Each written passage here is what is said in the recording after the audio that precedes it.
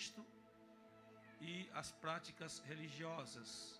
Nós estamos falando agora nas 3 últimas semanas, nas 4 últimas semanas, falando sobre generosidade, um princípio de fé em ação. Atos capítulo 10, verso 1, 4 versículos, vamos ler. Como de costume, 3, 2, 1. E havia em Cesareia um homem por nome Cornélio, centurião da corte chamada italiana, piedoso e temente a Deus, com toda a sua casa, o qual fazia muitas esmolas ao povo e de contínuo orava a Deus. Este, quase a hora 9 do dia, viu claramente numa visão um anjo de Deus, que se dirigia para ele e dizia-lhe: Cornélio. O qual, fixando os olhos nele e muito atemorizado, disse: Que é, Senhor? E disse-lhe: As tuas orações e as tuas esmolas têm subido para a memória diante de Deus. Amém. Amém. Vamos fazer mais uma oração. Em seguida você pode tomar seu assento e nós iremos ministrar a palavra de Deus. Senhor Deus, Pai de amor, te louvamos, te agradecemos, Pai, pelo privilégio de estarmos na tua casa. Ó Deus, diante de ti nos apresentamos, Pai, abrimos nossos corações, pois tu és conhecedor de todas as coisas, conhece cada pensamento, cada sentimento que há em nosso coração, conhece, ó Deus, o nosso assentar e o nosso alevantar. Conhece, ó Deus, o nosso deitar, conhece de longe, tu sondas os nossos pensamentos, ó Deus. Tu conheces de que forma cada um dos teus filhos chegou aqui nessa noite. Ó Deus, fala conosco. Envia a tua palavra, Senhor, aos nossos corações. Coloca luz sobre essa palavra, Pai, e tudo aquilo que nós estaremos falando, que seja dirigida, impulsionada, guiada pelo teu Espírito Santo. Não deixe que nenhum dos teus filhos que adentraram por essas portas, Senhor, não deixe que nenhum deles saia da mesma forma que chegaram, mas que eles possam sair daqui nessa noite, Deus, com a presença do teu Espírito Santo, falando-lhes aos seus corações. Pai, eu preciso de ti. Abre os meus olhos, o meu entendimento, Pai. Dai-me nessa noite sabedoria dos céus para ministrar a tua palavra. Pai, é no nome de Jesus que nós oramos e te agradecemos, ó Deus. Amém. Meus amados, tome seus assentos. Então, antes de nós iniciarmos a ministração dessa palavra, eu quero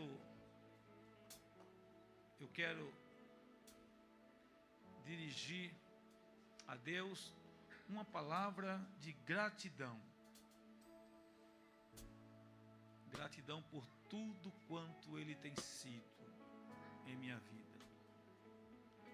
Eu quero dirigir uma palavra de gratidão a Deus pela vida de cada um dos meus irmãos, pelas vossas famílias, pelas crianças dessa igreja.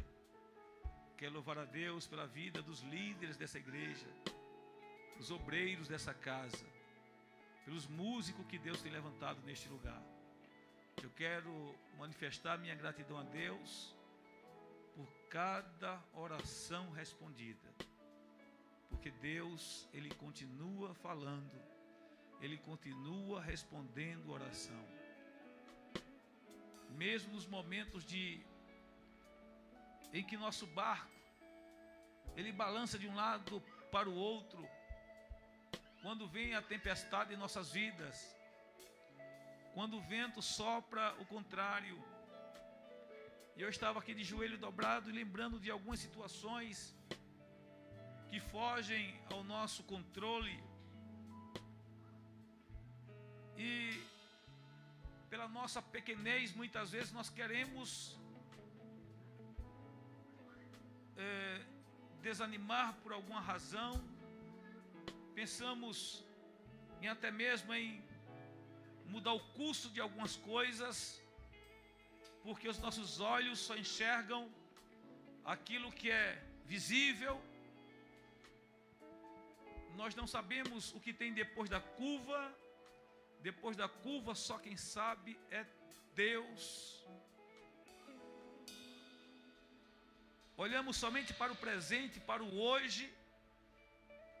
E olhando para o hoje, deixamos de viver ou de desfrutar do melhor dessa terra para nós. Porque o que Deus tem para mim e tem para você é o melhor. Amém? Então eu quero que você fique bem atento, porque Deus pode responder a sua oração, as suas indagações, por uma palavra ministrada nesse púlpito. E se você tomar posse, e se você, movido por um sentimento de fé, tomar posse, pode ter certeza de uma coisa: que o Deus que está aqui em nosso meio, você pode até não estar vendo Ele com os olhos físicos, mas a palavra de Deus que está guardada aqui dentro, o Espírito Santo que está entronizado aqui dentro da minha vida, me garante que Ele está aqui. Você acredita nisso ainda? Você crê nisso ainda? E aonde Ele está, o milagre acontece. Aonde Jesus está, a resposta. Quando Jesus está no ambiente, meus irmãos, até a tristeza salta de alegria. Amém? Então fique atento. O Senhor, Ele não deixará que nós saiamos daqui da mesma forma que entramos. Nem sei qual a tua necessidade, só conheço as minhas, e são muitas. Mas quando as coisas fogem do controle, às vezes nós estamos no mar da vida, as ondas se levantam, o vento sopra para lá e para cá, e nós queremos estar no controle da embarcação, mas quanto mais nós queremos controlar o barco, controlar aquela situação, nós damos um comando para cá, o vento sopra, o barco rodopia, vai para outra direção, e os comandos de uma navegação são lentos, né? Não é igual um carro que a gente faz assim e logo responde. A embarcação, você vira o leme aqui e tem que esperar o tempo, o momento certo para aquela embarcação reagir. E antes, muitas vezes, da embarcação reagir, o vento soprou ao contrário. E aquela embarcação, aquele comando que você deu, em vez de favorecer, desfavoreceu. Mas não está no teu controle. Então, melhor coisa, deixa que Ele guie. Ele sabe conduzir melhor do que você. Ele sabe a hora que o vento vai soprar em uma direção, Ele vai dar o comando e o barco vai se alinhar, e nós estaremos seguros com o timoleiro chamado Jesus no comando. Amém? Palavra de fé e de esperança para você nessa noite. Então nós estamos falando sobre generosidade, um princípio de fé em ação. Nós estamos falando do abismo que separa-nos entre a mensagem e as nossas práticas religiosas, muitas vezes. Nós falamos que a Bíblia, ela tem resposta para todo questionamento humano, e uma boa parte das promessas que foram feitas para a igreja, uma grande quantidade das promessas, quando se falam diretamente para as pessoas, para o indivíduo, é verdade que há promessas que são incondicionais, você crendo ou não, elas se cumprirão. Você fazendo a sua parte ou não, elas vão se cumprir. Mas tem promessas que elas são condicionais ao nosso comportamento como crentes, como cristãos que nós somos, que elas só se concretizarão,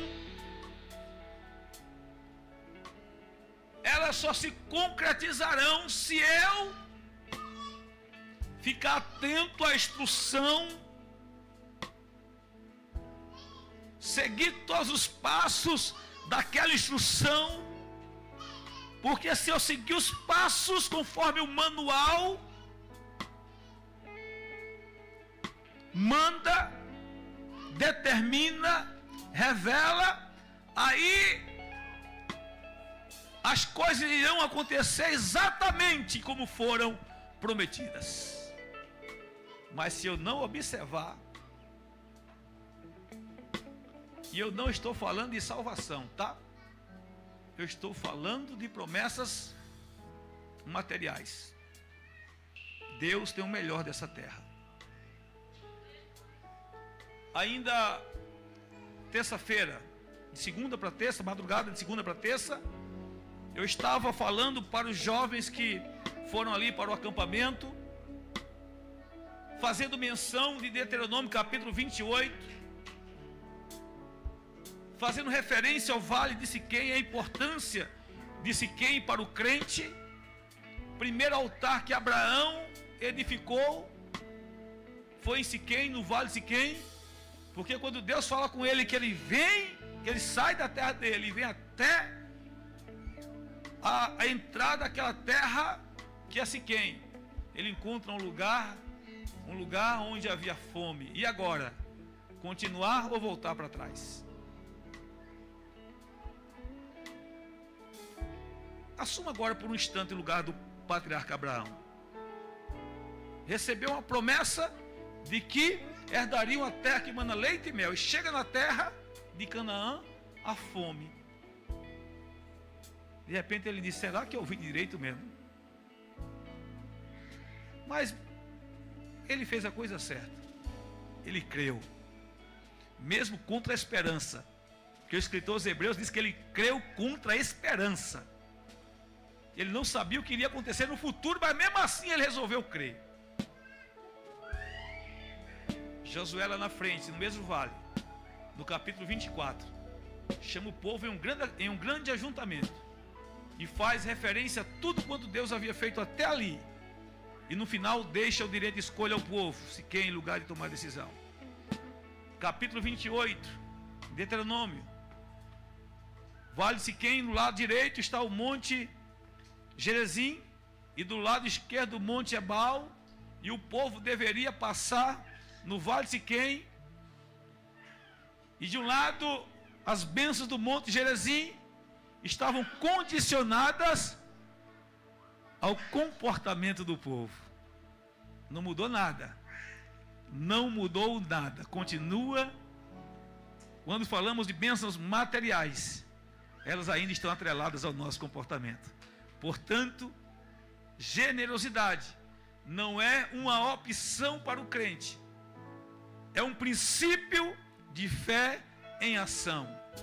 E a semana passada, aliás, nós falamos sobre o cuidado de Deus para com os menos favorecidos, a lei que foi entregue a Moisés lá no Sinai, os 613 preceitos da lei, entre 7% e 9% estavam ligados diretamente à generosidade.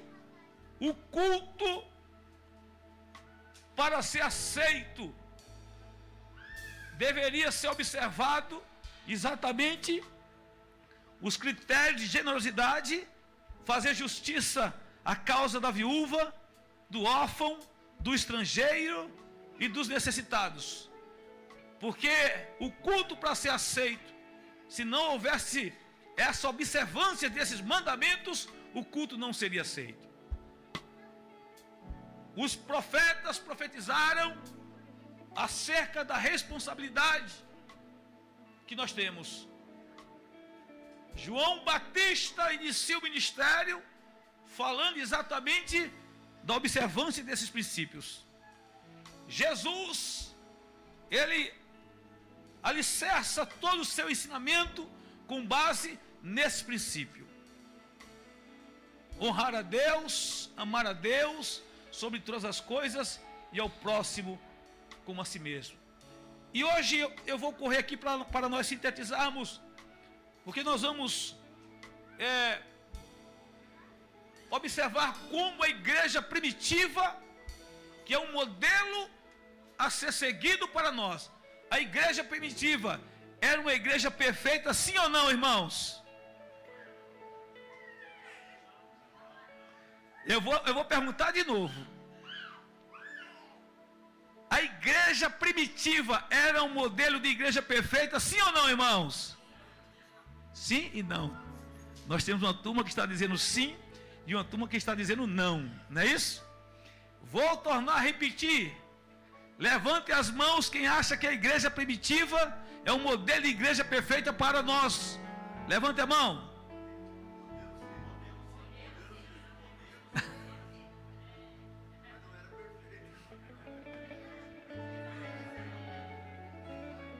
Vocês estão atentos, né?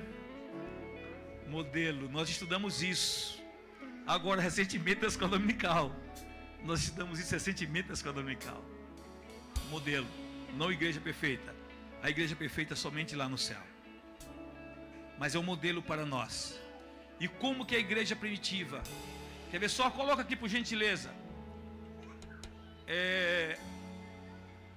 Coloca aqui por gentileza. Gálatas capítulo 2, versículo 9, versículo 10. Gálatas capítulo 2, verso 9 e o verso 10. E conhecendo Tiago, Paulo está falando dele, né? Ele está falando dele, das vezes que ele foi até Jerusalém. Depois você pode ler a partir do versículo 1.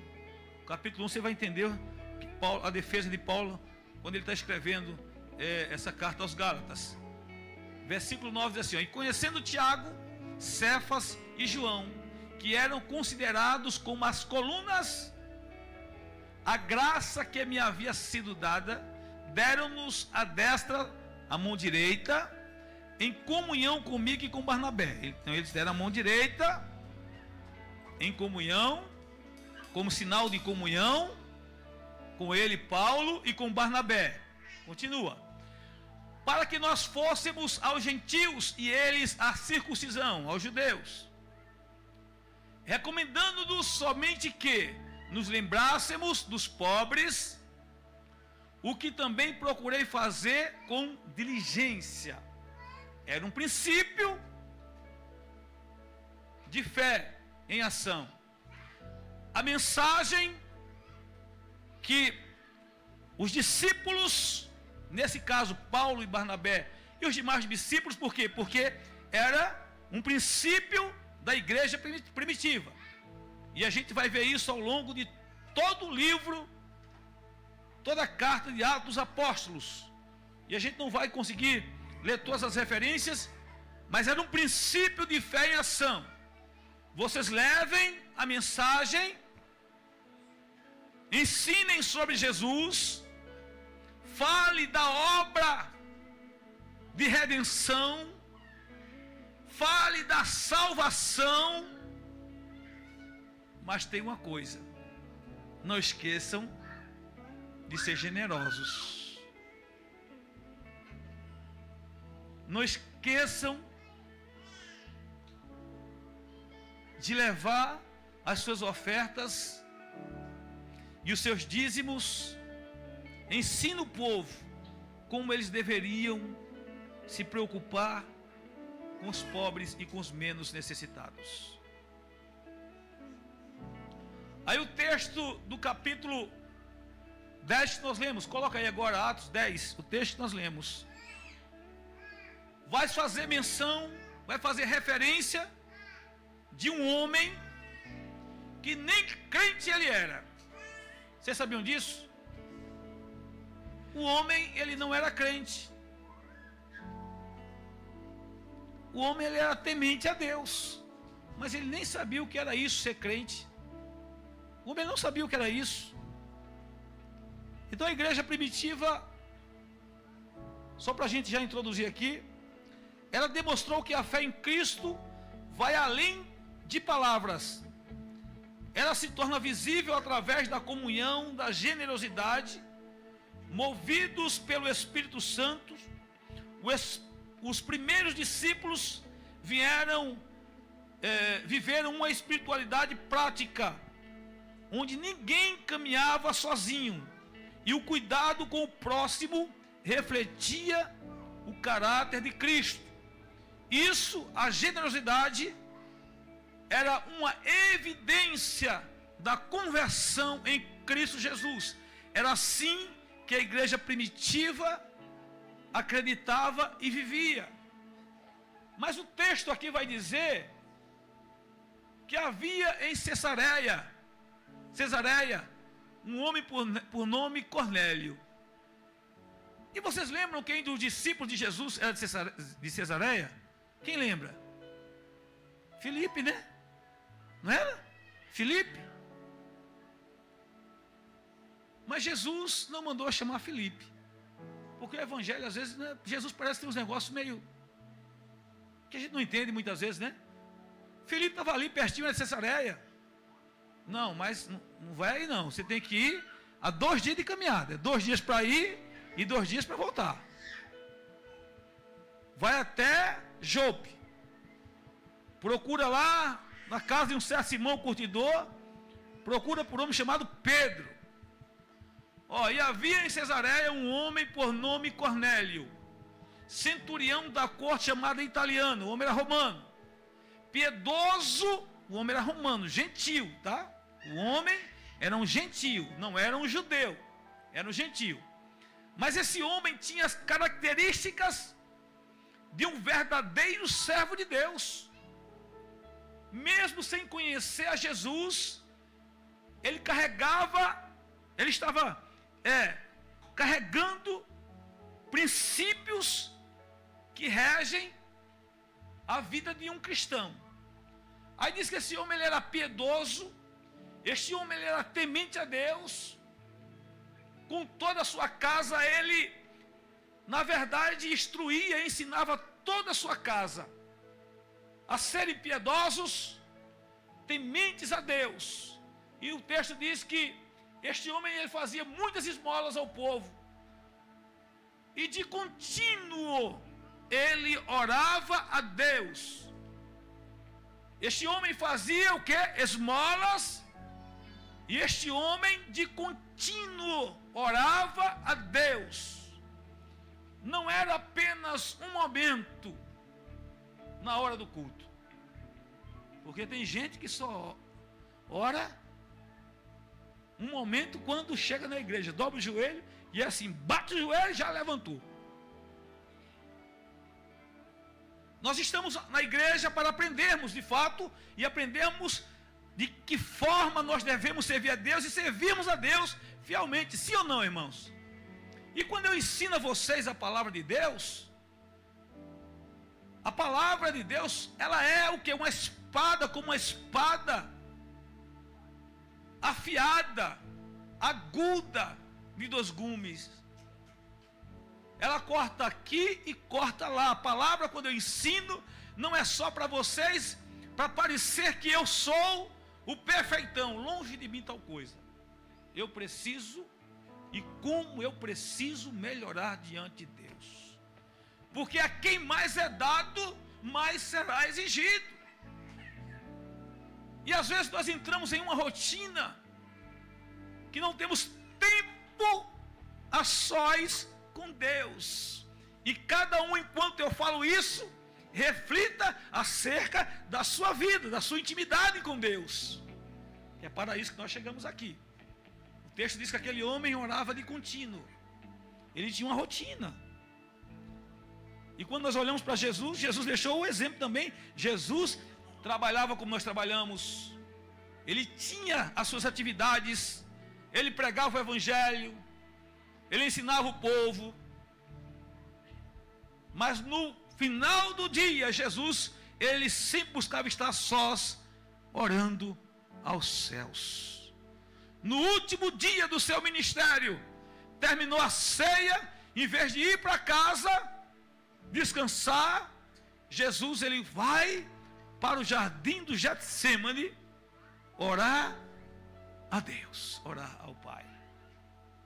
Sabia do que iria se aproximar, aliás, da hora que estava se aproximando. Quando Jesus estava para escolher os seus discípulos, Jesus também de contínuo orava. Pastor, mas o tema não é generosidade? Sim, mas as duas coisas caminham junto, uma coisa sem a outra não funciona. Porque esse negócio de ser generoso, os espíritas dão uma surra em qualquer um de nós aqui. Mas uma coisa sem a outra não funciona, não vai a lugar nenhum. Então esse homem, ele de contínuo orava a Deus, carregava no seu corpo as marcas de um cristão. Aí o que aconteceu?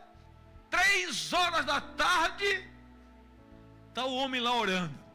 3 horas da tarde, hora nona, 3 horas da tarde. Está lá o homem orando, e a oração daquele homem, ela chegou no céu. Deus que vê tudo e nada passa desapercebido diante de Deus. Às vezes nós podemos até achar que Deus não está vendo. Meus irmãos, Deus está vendo tudo. Ele vê tudo. Se nós vamos dar conta de cada palavra ociosa que sair da nossa boca, imagina as nossas orações. Imagina as nossas petições. Mas pastor, tem hora que não sai nem palavras, porque o momento é tão difícil. Aí a Bíblia diz que o Espírito Santo, ele nos ajuda, ele nos auxilia de que forma? Ele vai interpretando o nosso gemido, o nosso momento. Obrigado, irmão Marciano.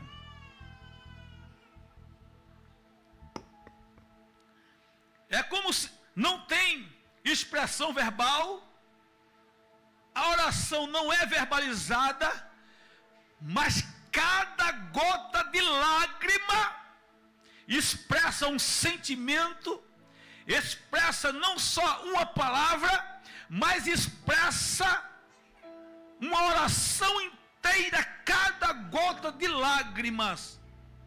Aí o Espírito Santo vai dizendo a Jesus: olha aqui, essa lágrima, ela representa isso aqui, esse sentimento. Não está verbalizada, mas o que ele está sentindo é isso. Olha esse gemido dele aqui, esse dele aqui. A dor está tão grande.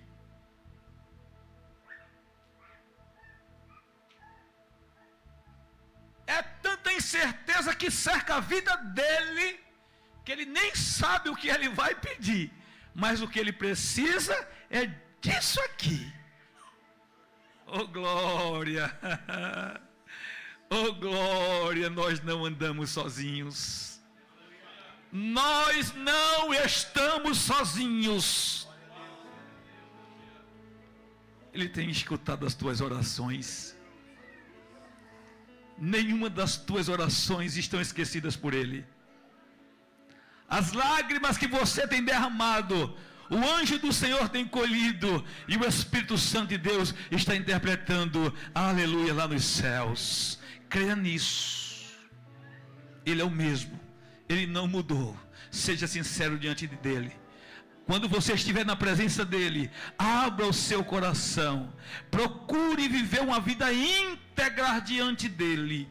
Não abra a sua boca para pronunciar palavras contrária às instruções dos vitoriosos. O vento pode até soprar ao contrário.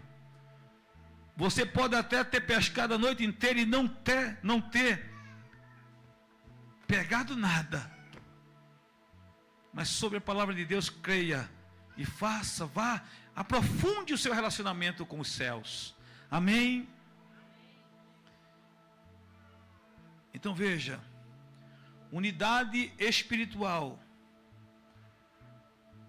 Antes, porém, uma igreja cheia do Espírito Santo de Deus, ela não apenas canta juntos uns com os outros. Nós não cantamos apenas juntos uns com os outros. Nós procuramos cuidar uns aos outros. Nós procuramos, porque aquele que está cheio, a igreja, eu, você, quando estamos cheios do Espírito Santo de Deus, quando nosso irmão não comparece no culto,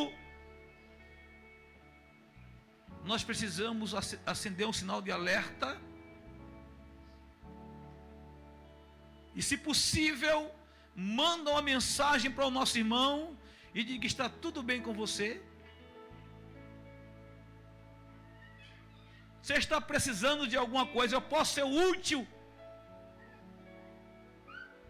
de alguma forma a você. Irmãos, para um pouquinho e olhe para dentro de você, porque eu estou fazendo isso nesse exato momento aqui, olhando para dentro de mim.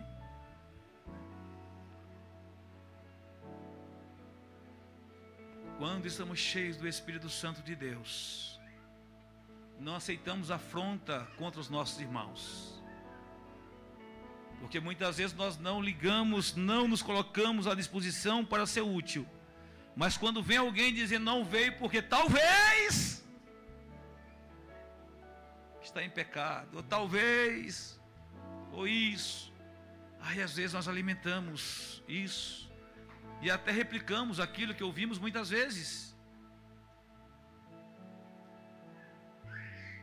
Há um grande abismo, irmãos, entre a instrução para o servo de Deus, a instrução do reino, e de fato as práticas do dia a dia, porque estamos tão carregados de preocupações, pensamentos e sentimentos, uma enxurrada de informação, distrações mil acerca das coisas dos céus, porque somos bombardeados diuturnamente, somos bombardeados.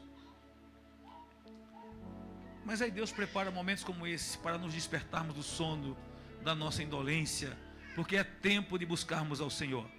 Só que Deus, Ele quer olhar dos céus e ver em nós um desejo de sermos melhor e de lutarmos, porque o reino dos céus, diz a Bíblia, que é tomado à força, é lutando todo dia para ser melhor, porque se não for assim, irmãos, nós passaremos longe dos céus.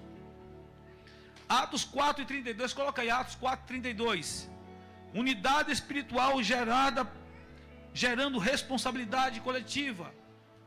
E era o coração e a alma da multidão dos que criam, e era o coração. O texto vai dizer também que todos estavam reunidos onde? No mesmo lugar. Quantas vezes nós estamos no mesmo templo, no mesmo ambiente, mas não estamos no mesmo lugar? Estamos no templo, estamos no mesmo ambiente, mas não estamos no mesmo lugar. Estar no mesmo lugar, irmãos, é ter o mesmo propósito. Estar no mesmo lugar, irmãos, é estar na mesma comunhão. Estar no mesmo lugar, irmãos, é estar debaixo da mesma compaixão. Estar no mesmo lugar é ter tudo em comum. Nós estamos muitas vezes impedidos de desfrutarmos daquilo que está prometido para a igreja. Se quisermos ver batismo com o Espírito Santo, se quisermos desfrutar das curas espirituais, se quisermos ver novamente cego ver, coxo andar, pessoas sendo curadas, batizadas com o Santo Espírito de Deus, se quisermos ver os dons espirituais sendo manifestos, porque é o nosso próximo tema, é isso. Nós vamos falar sobre discernimento, nós vamos falar sobre batismo com o Espírito Santo, nós vamos falar sobre revelação, porque foi prometido não só para os apóstolos, não só para a igreja prometida, para a igreja primitiva, mas está prometido para nós e para os nossos filhos. Os dons espirituais, eles não cessaram, eles continuam sendo atual. Mas para que eu possa desfrutar dessas revelações dos céus, eu preciso estar no mesmo lugar. Vocês estão entendendo? Amém? Se nós somos infiéis nas coisas mais simples, como seremos fiéis? Se estamos sendo infiéis no pouco, como é que nós seremos fiéis no muito? E para introduzir esse tema, eu fiz 12 perguntas aqui, e todos nós concordamos naquelas 12 perguntas. Ninguém discordou, mas a maioria de nós estamos em falha em quase todas elas. A maioria de nós estamos em falta em quase todas elas. Pastor, é pesado você está falando. Eu? Pesado? Pesado vai ser quando o crente chegar lá na eternidade, e se ele não tiver entrado pelo caminho aqui, e ele receber, apartai-vos de mim, maldito. Isso vai ser pesado. Isso vai ser pesado se eu, como pastor, não ensinar o caminho da verdade para vocês, e diante de Deus, o Senhor me cobrar e dizer: o que é que você fez com aqueles que eu coloquei sob a sua responsabilidade? Isso vai ser pesado.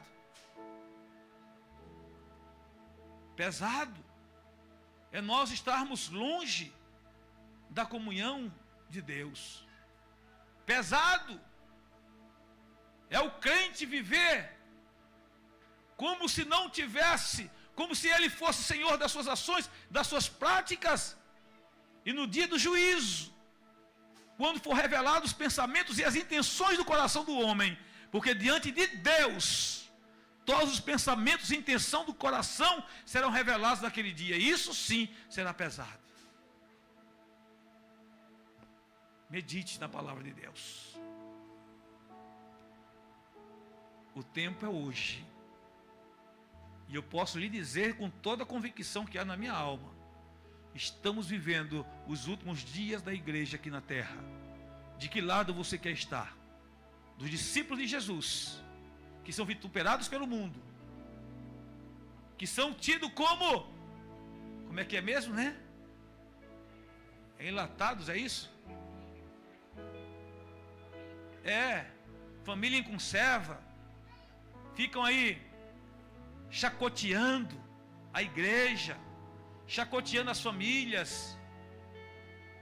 Mas as famílias que caminham por fé, as famílias que representam o reino dos céus, elas são o sal que conserva essa terra. Verdadeiramente nós conservamos a terra, porque se essas famílias saírem daqui, essa terra está apodrecida, ela na verdade apodrecerá mais ainda. E crente muitas vezes aplaudindo certas coisas que não dá para entender, e deixa isso para lá. Então era um só coração.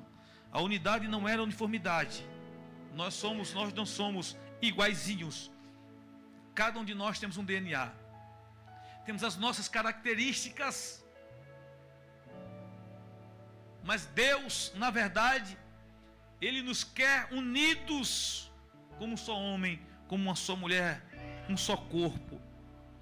Quando o coração é um, os recursos deixam de ser apenas pessoais. Comunhão verdadeira transforma a forma como enxergamos posse e propósito. Eu vou repetir isso aqui, ó. Quando o coração é um, os recursos deixam de ser apenas pessoais. Meu. De quem é esse carro? É meu. De quem é essa casa? É minha. De quem é esse recurso? É meu.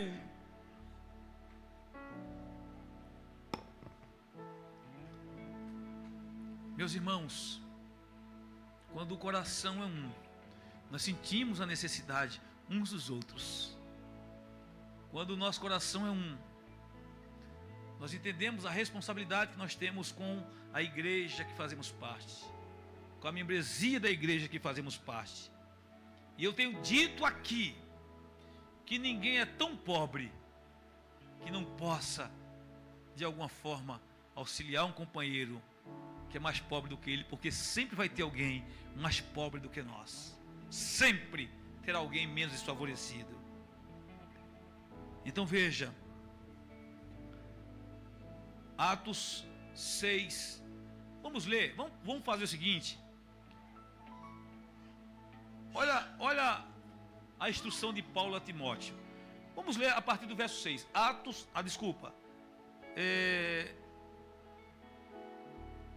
Isso mesmo. Atos não, 1 Timóteo, capítulo 6. Vamos ler do verso 6 em diante. Liderança apostólica e administração da generosidade. Olha os princípios de fé em ação. A generosidade precisava de organização espiritual.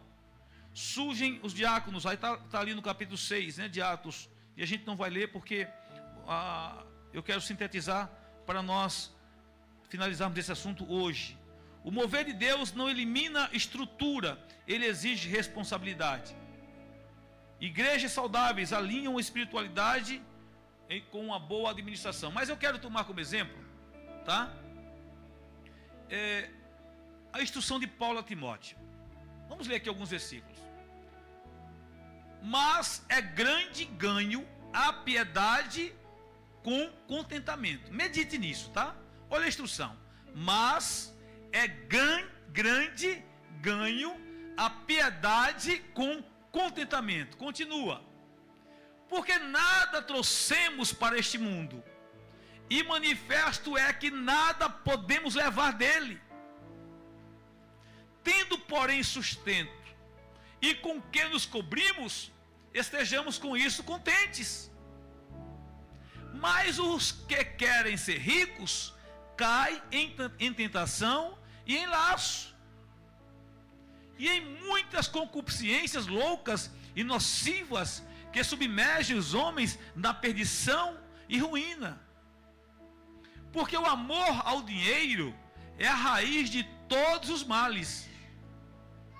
E nessa cobiça, alguns se desviaram da fé e se transpassaram a si mesmo com muitas dores.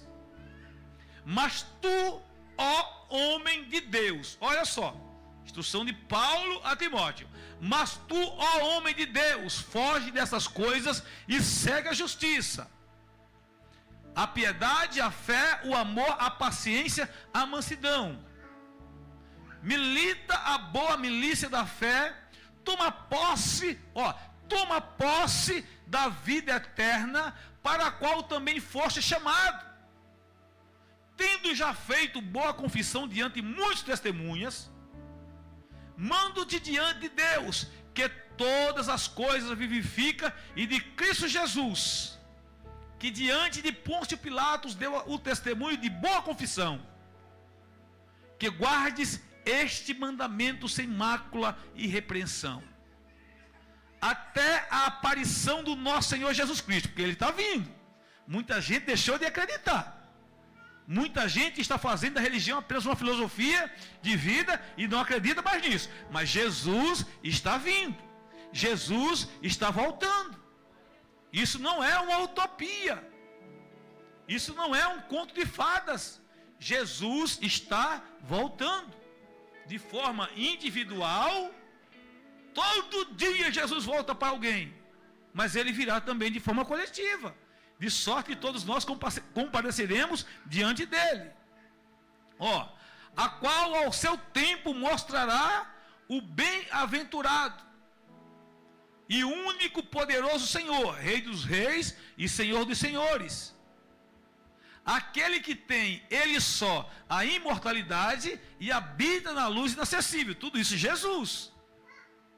A quem nenhum dos homens viu, nem pode ver, a qual seja honra e poder sempre eterno. Amém.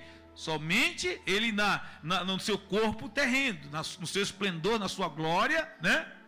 É isso que o texto está falando.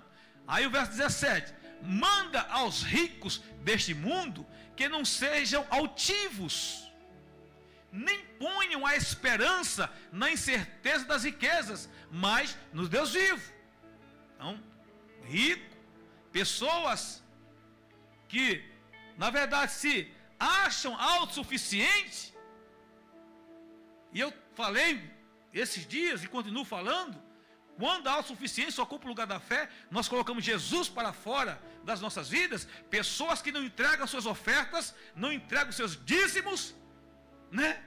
Para ter mais e mais, não se organizam, são infiéis nas obrigações como cidadãos dos céus que nós somos. É assim ou não é, meus irmãos? Vamos ser sinceros, né? Deixam de desfrutar dos princípios daquilo que está determinado para nós. Nem ponham a esperança, nem põe a esperança nas incertezas das riquezas, mas no Deus vivo. A nossa esperança tem que ser em Deus. É Ele que dá, é Ele que controla todas as coisas, que abundantemente nos dá todas as coisas para dela gozarmos. Tudo vem dele. Então Deus nos dá, aí nós precisamos, espera aí, Deus nos deu, eu vou entregar aquilo que Ele determinou que tem que ser entregado, eu tenho que cumprir a minha responsabilidade com a generosidade, para que a igreja tenha condições de socorrer os meus irmãos, né? Eu tenho que estender as mãos ao necessitado, e o resto, eu vou desfrutar.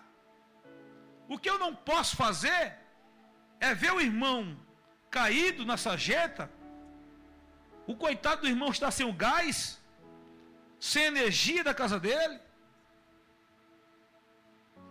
está sem o alimento, aí está o crente luxando, pegou o feriado, vamos para a praia, vamos não sei para onde, esquece do compromisso que ele tem com os menos favorecidos. Verso 18: que façam bem, enriqueçam em boas obras, repartam de boa mente e sejam comunicáveis, que entesourem para si mesmo um bom fundamento para o futuro, para que possam se apoderar da vida eterna. Vocês estão vendo que uma coisa está ligada à outra? Vocês estão vendo que isso é um princípio de fé em ação? Se eu deixar de depositar minha esperança, minha confiança em Deus, e passar a viver de forma irresponsável e não observar esses princípios bíblicos, terá uma consequência muito grande na eternidade. E será que se ouvires a voz do Senhor teu Deus, tendo cuidado de guardar todos os seus mandamentos que eu hoje te ordeno, isso é para pobre, isso é para, eu vou falar, isso aqui na verdade é para quem recebe assistência do Bolsa Família, isso daqui é para quem é CLT, isso aqui é para quem é profissional liberal, isso daqui é para quem é empreendedor, isso aqui é para quem é empresário, funcionário público, político e os camboaquá, tudo que envolve dinheiro e recurso. Serve para mim, serve para você. Porque se eu for fiel no pouco, a Bíblia me garante que Ele vai me colocar sobre o muito. Agora, se eu for infiel, volta aqui. Tendo cuidado em guardar todos os seus mandamentos que hoje eu te ordeno, o Senhor teu Deus te exaltará sobre todas as nações da terra. Continua. E todas essas bênçãos virão sobre ti e te alcançarão. Continua. Quando ouvires a voz do Senhor teu Deus, quando você levar isso como princípio, aí olha o que a palavra me garante. Bendito serás na cidade, bendito serás onde? No campo. Vamos falar, vamos todos juntos? Vamos lá para ficar bem, para vocês não dormirem, vamos lá. Quando eu ouvir a voz do Senhor meu Deus, quando você ouvir a voz do Senhor teu Deus, o que é que vai acontecer? Bendito serás na cidade, bendito serás no campo, bendito o fruto do teu reino, os filhos, o fruto da tua terra, e o fruto dos teus animais, e as crias das tuas vacas, e das tuas ovelhas. Bendito teu seja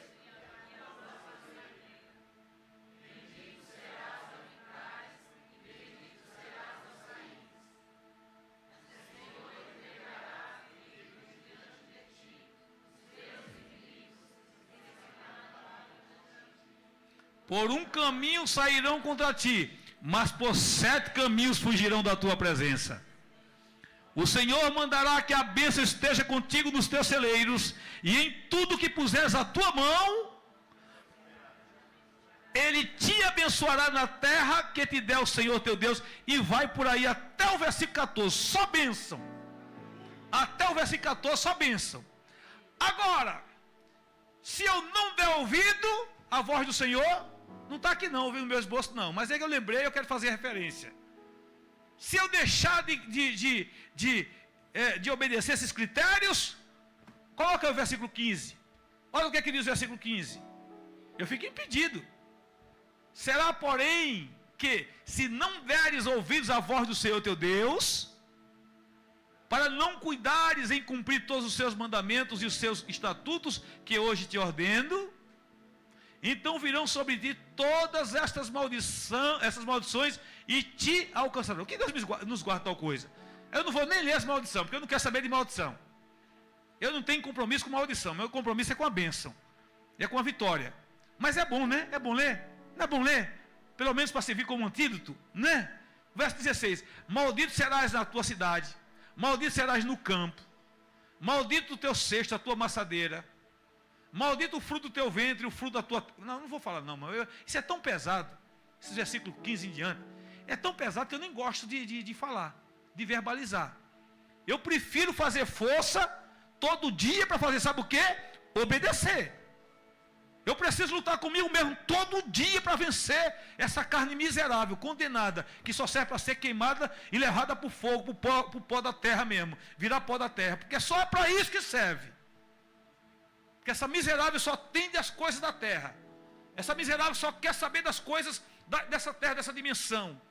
Enquanto meu espírito está clamando, está bramando para ir morar no céu, a carne está dizendo: eu quero ficar na terra, eu quero as coisas da terra, eu quero me alegrar com as coisas da terra. Que Deus nos guarde tal coisa, irmãos, que o Espírito Santo de Deus nos ajude. Tem coisas que eu preciso olhar e refletir, fazer aquele freio de ajuste.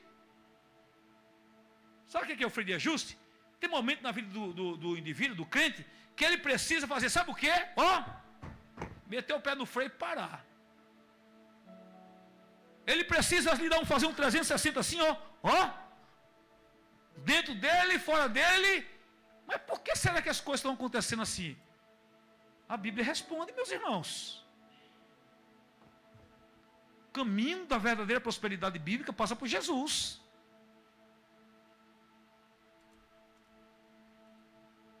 Deixa eu fazer uma pergunta aqui aos irmãos. Quem fez voto de pobreza aí? Levanta a mão. Quem fez voto de pobreza? Somente os que fizeram voto de pobreza. Levanta a mão.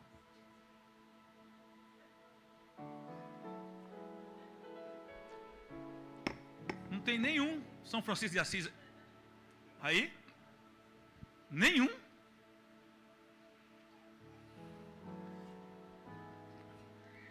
Quem é que gosta de andar com um sapato furado aí? Quem que gosta de andar rasgado? Quem é que gosta de andar maltrapilho?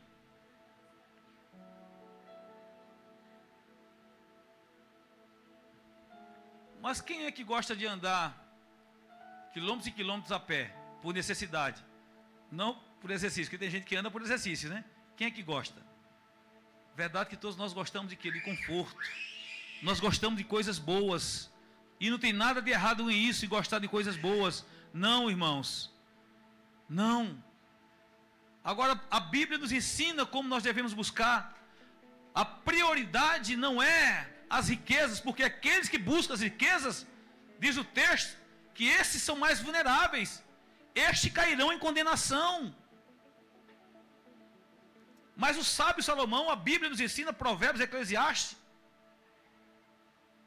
que o trabalhador, aquele que trabalha com diligência, diz que o Senhor abençoa seus celeiros. E aquele que é fiel nas suas contribuições, olha o que é que diz aqui, Provérbios capítulo 11, coloca aí, 11, 24. E a hora ali já foi, já está, né? 11, 24 de Provérbios. Vamos ver aqui somente, vou falar das bênçãos, Vamos esquecer esse negócio de maldição. Vamos falar só das bênçãos. Pregadores de rosas, prega os espinhos também, né? Pregues que Deus é amor, mas Ele é justiça também. Não tem só como falar das bênçãos não, irmãos. Eu até gostaria de fazer somente como os pregadores de hoje, dessas igrejas, né? Mas neopentecostais, que vocês não vê eles com a mensagem de exortação para os crentes se arrependerem, para os crentes, na verdade, procurar lutar com eles mesmo para servir a Deus. Não tem essas mensagens. O negócio deles lá é mais pegar o homem daqui, colocar o homem lá em cima, que Deus tem bênção, e tem mesmo, Deus tem bênção e vitória. Mas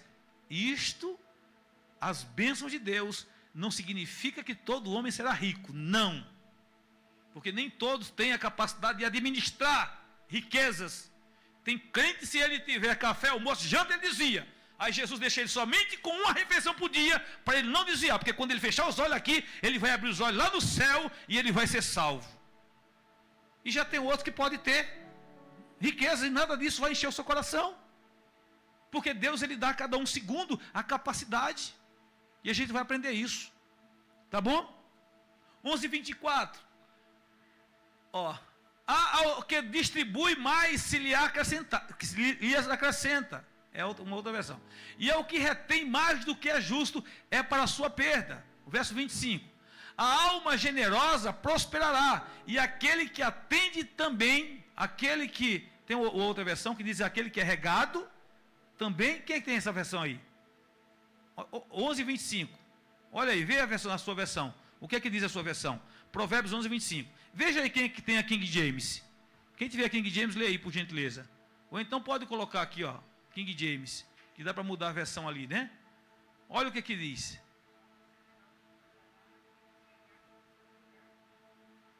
Lê alto aí, lê alto.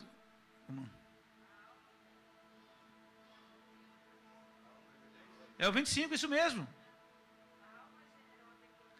A alma generosa engordará, e o que regar também lhe será regado. É promessa de Deus, tá certo? Então a alma generosa é espiritualmente fortalecida.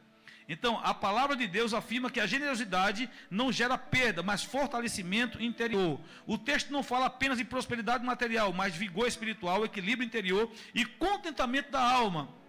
O generoso experimenta refrigério da parte de Deus. Vamos ler aí o Provérbios 19:17. Olha só, o que a promessa, Provérbios 19:17, ao Senhor, põe 16, volta 16. Não, eu acho que é 17 mesmo. 17. Ao Senhor empresta o que se compadece do pobre, lhe pagará o seu benefício. Então, aquele que, na verdade, dá ao pobre, ele está emprestando para Deus. Isso lhe voltará com seus benefícios. Então, a generosidade cria uma relação de confiança com Deus, onde o Senhor se apresenta como fiador da alma que reparte. Veja, Jesus disse, quando você fizer, está lá em Mateus 7:40, né, se me falar a memória, 25:40, Mateus 25:40, coloca aí, Mateus 25:40, quando você fizer a um desses meus pequeninos, a mim, Mateus 25:40, e respondendo o rei, lhe dirá, em verdade vos digo, que quando fizestes a um destes meus pequeninos irmãos, a mim o fizeste. Então, quando você faz para alguém necessitado, é como se estivesse fazendo para o próprio Deus. Amém? Glória a Deus. Eu sei que é difícil dar um amém, tem hora, mas nós dê um amém, pelo menos para agradar o pregador. Dê um amém em nome de Jesus. Então, agora, pelo menos animou o pregador. O coração generoso experimenta a satisfação espiritual, pois vive livre da ansiedade, da acumulação e do medo de escassez. Então, o que é generoso, ele não está muito preocupado com o dia de amanhã, não. É óbvio, quando a gente olha pelos olhos humanos, né, a gente fica preocupado com a situação, mas sinceramente nós descansamos. Porque Deus é quem está no controle de todas as coisas. Só vai acontecer aquilo que Ele permitir. A minha obrigação é ser generoso hoje, é ser fiel hoje.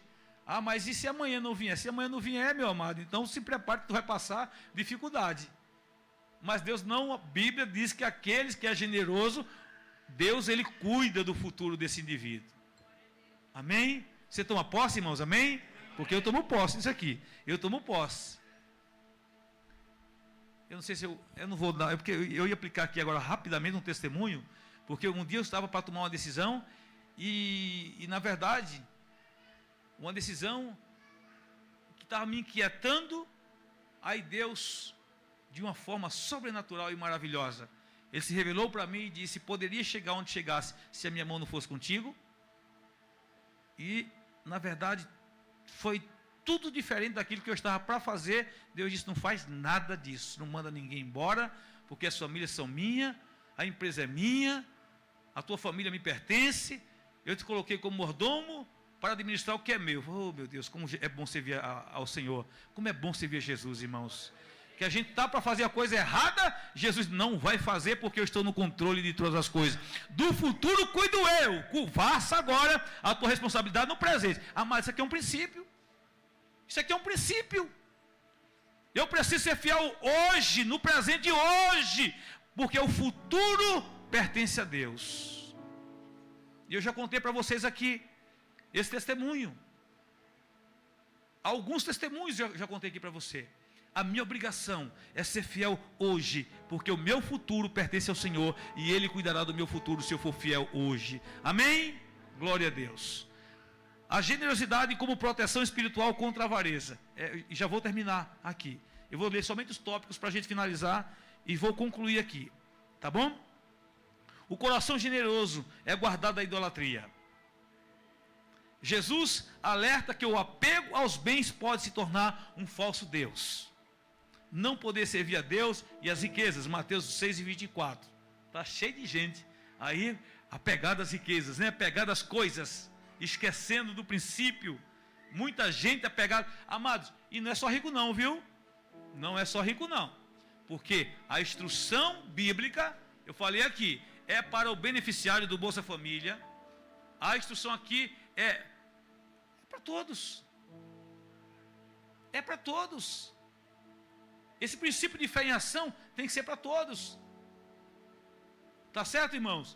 Porque aquele que é beneficiário do Bolsa Família, se ele for fiel, Deus vai arrancar ele do Bolsa Família, e Deus vai abençoar ele vai prosperar, e ele vai todo dia prosperar, para socorrer aquele que é menos favorecido do que ele.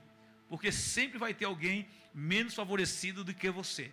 Sempre terá alguém menos favorecido que você. Você vai olhar do lado e vai dizer, esse está pior do que eu. Você vai olhar para o outro lado e dizer, esse também está pior do que eu. Vocês sabiam disso? Amém? Então sejam fiéis a Deus. A generosidade combate o egoísmo e a dureza espiritual. Porque tem as referências aqui, não vai dar tempo para a gente ler. O ato contínuo de repartir molda o caráter cristão, tornando-o semelhante ao de Cristo. Mas bem-aventurado é dar do que receber. Quem dá porque tem, quem recebe porque precisa. Atos 20:35.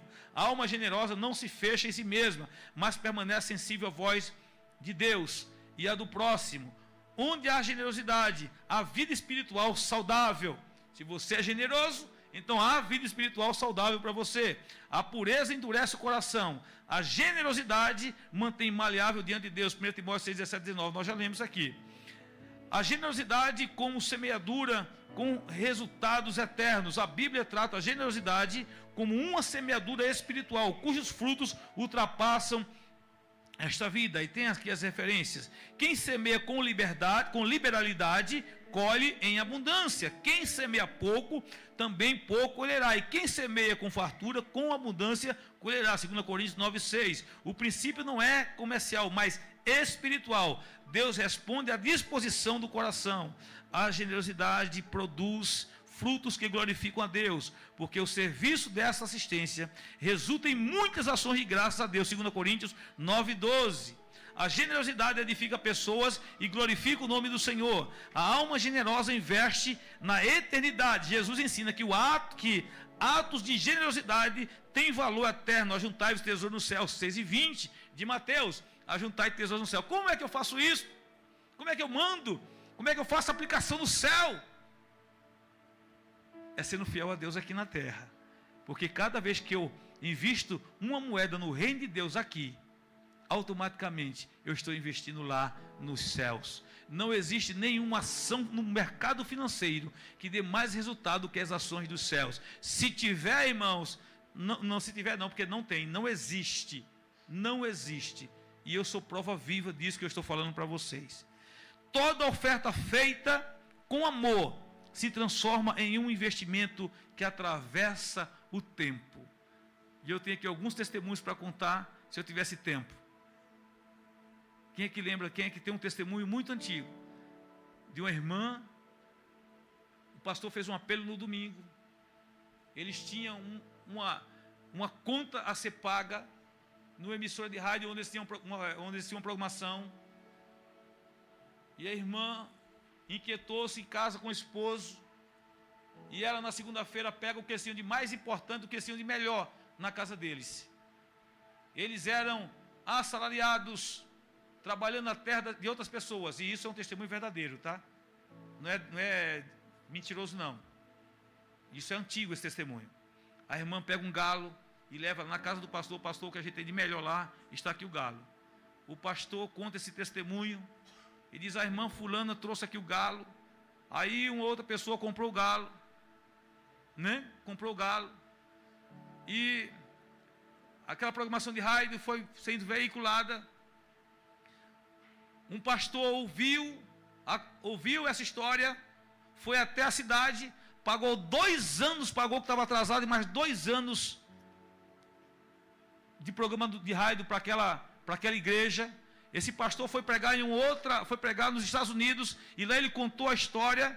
Aí alguém perguntou: mas e a irmã do galo, o que foi feito com ela? Não, a irmã continua lá, trabalhando na terra. Irmãos, esse negócio foi tomando uma proporção, que compraram a terra que a irmã trabalhava de empregado. Compraram máquinas agrícolas, implementos agrícolas, e esses irmãos, com a oferta de um galo, se transformaram em grandes fazendeiros na região, porque não foram fiéis, foram sensíveis à voz do Espírito Santo de Deus. Isso não é história de carochinha, é coisas que aconteceu.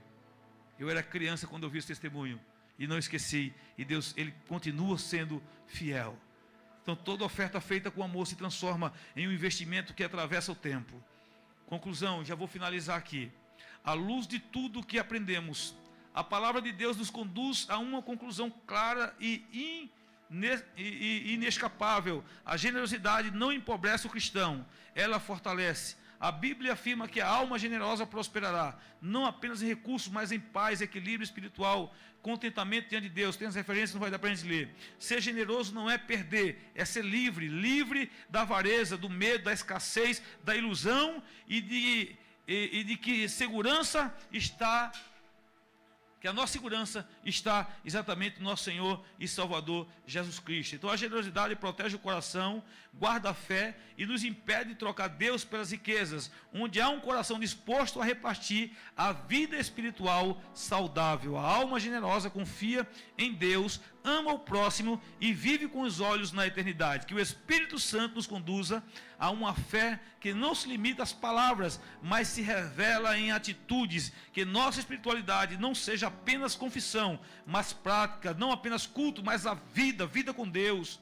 Não apenas um discurso, mas generosidade. Que sejamos conhecidos não pelo que nós possuímos ou acumulamos, mas por tudo quanto somos generosos e repartimos e proporcionamos o melhor para não só os nossos irmãos, porque a generosidade começa aqui, nos domésticos na fé, mas não se limita aos domésticos na fé. Amém? Se coloque de pé, 9:10, e nós vamos orar e agradecer a Deus por tudo quanto temos recebido da parte dele para nós. Alexandre, vem aqui, Alexandre, orar ao Senhor e agradecer a Deus por esta palavra. Dê um glória a Deus, irmãos, amém? Põe em prática. Receba a paz do Senhor Jesus, meus irmãos. Amém. Deus de amor e de bondade, Pai querido e santo, nós te louvamos pela tua graça, pelo teu amor, pela tua bondade e misericórdia. Reconhecemos que o Senhor, ó Pai, é o Criador do céu e da terra, que tudo vem do Senhor, tudo é teu, ó Pai. E nós te louvamos, ó Pai, pelo dom da vida, por todos os benefícios que o Senhor tem nos feito, pela provisão que o Senhor tem colocado em nossa mesa, Pai. pelo pão de cada dia que o Senhor tem nos abençoado. Senhor é bom, por tudo que o Senhor tem feito, Pai, por essa libertação que o Senhor nos deste, pelo esse novo entendimento, Pai. Senhor, no nome de Jesus, nos ajuda, Pai, não só ouvinte, mas praticante da Tua palavra, Pai. Devolver aquilo que é do Senhor, ó Pai, para a Tua casa, sermos ganhadores de almas para o Teu reino e Te louvando com aquilo que temos, ó Pai. E que tudo seja para a louvor e glória do Teu nome, que é santo. Em nome de Jesus. Amém. Amados, senta só um minutinho, 5 minutinhos, nós já vamos finalizar. Enquanto nós estaremos adorando a Deus com nossos dízimos, as nossas ofertas, o grupo vai estar adorando ao Senhor.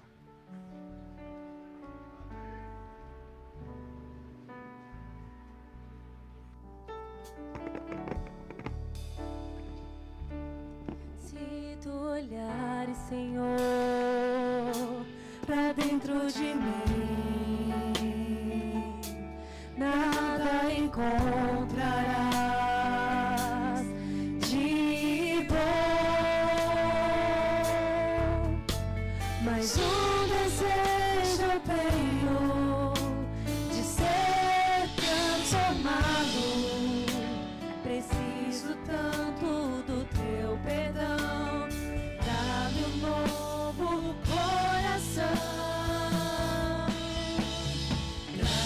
Coração igual ao teu, meu mestre. Dá-me um coração igual ao teu, coração disposto a obedecer, cumprir todos meus querer. Dá-me um coração igual ao teu. Ensina-me a amar os meus irmãos, a olhar com os teus olhos, perdoar com teu perdão. Enche-me com teu Espírito, endireita os meus caminhos. Ó Deus, dá-me um novo coração. Enche-me com teu Espírito, endireita os meus caminhos. Ó Deus, dá-me um novo coração. Glória a Deus. Meus amados irmãos, chegou aqui minhas mãos. Aliás, deixa para a irmã do acolhimento. Apresenta aqui, por favor. Acerta aqui. Paz do Senhor, irmãos, amém? Eu quero apresentar aqui o Gabriel. Pode ficar em pé, Gabriel. E o Caio também. O Caio nós conhecemos desde criança, pastor é missionário, viu? Ele esteve em missão lá no Egito e hoje ele veio nos visitar aqui hoje. Então seja bem-vindo, Caio e Gabriel, em nome de Jesus. Temos mais algum visitante aqui essa noite? Não, né? Então sejam bem-vindos em nome de Jesus, amém? Como que a igreja cumprimenta nossos irmãos? Volte mais vezes e traga mais gente, em nome de Jesus. O irmão que estiver próximo aí, dá um abraço ali no Gabriel. Gabriel que é o... E o Caio, né? Quem esteve no Egito? O Caio. Turquia. Egito, eu vou estar no Egito no dia 4 do próximo mês, viu, Caio? 4 do próximo mês. Então me fala o que eu posso, que eu não posso estar no Egito. Eu vou estar lá no dia 4 agora próximo. Estaremos ali no Egito. Irmãos, sábado, dia 21/2, sábado agora, 21/2, conhecido como sábado agora, nós teremos o nosso culto depois do sim, a partir das 19 horas, é isso? A partir das 19 horas, nós teremos nosso culto depois do sim, portanto, não fique em casa, venha estar aqui conosco no culto depois do sim. Traga a sua Rebeca, venha bem bonito, bem cheiroso, tá bom? Namorado, noivo, casado, né? Venha-se embora, venha cá, venha para cá para você aprender o que pode e o que não pode, depois que você diz sim, tá certo? E de forma involuntária, se você disse sim, aliás, você disse sim no dia do juízo, ou no dia do que você disse sim diante do altar, aí você disse sim para um monte de coisa que você não sabia. Você acabou dizendo sim. E agora você já sabe. Não pode dizer não, é sempre sim. E transformar pedras em pérola. Amém?